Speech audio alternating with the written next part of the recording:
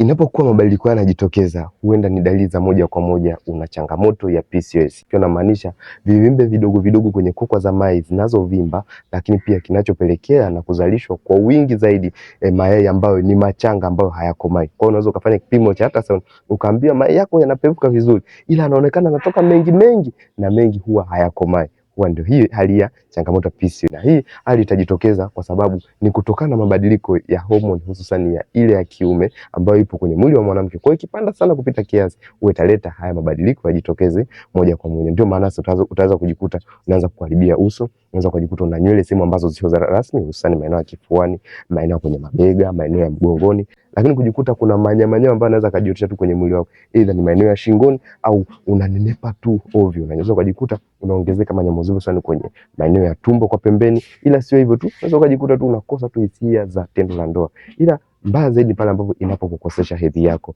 Lakini kwa wanawake wengi zaidi ni kujikuta hata tu nywele tu kawaida kuota inakuwa ni changamoto, hususan kwenye maeneo rasmi, sasa maeneo ya kichwani, lakini pia kucha kukatika zenyewe, ngozi kuharibika pasipo kawaida. Lakini wengine wanakosa kabisa ule uwezo wao wa kupata hisia zile za tendo la ndoa. Lakini kwa wanawake wengine wanaweza usipate hedhi, wanaweza wakapata hedhi kama kawaida, ile itakuwa inasumbua. Yaani mwezi unakuja, mwezi unaokuja inatoka matone, mwezi unaokuja inatoka nyingi, mwezi unaokuja inatoka mabonge. Ni moja wapo zile dalili zote za kuwa na changamoto ya PCOS. Kwa nini sasa ufanye ukishajiona una changamoto hii? Basi hakikisha umeweza kufanya vipimo. Basi kama upo kwenye clinic au kuna program ambayo huwa unaendesha na daktari wako, ni vizuri ukaweza kupata ushauri rasmi ni kipi ufanye na uweze kuondokana nayo kwenye changamoto moja kwa moja. Hebu niambie kwenye comment, ulishakuwa na changamoto hii na vipi, ulikaa nayo kwa muda gani na iliondoka kupitia matibabu au iliisha tu yenyewe? Kwa sababu kuna baadhi ya wanawake huwa inaisha yenyewe moja kwa moja. Na ndio maana napenda kusema kwamba nipo naye katika safari ya kuitwa mama.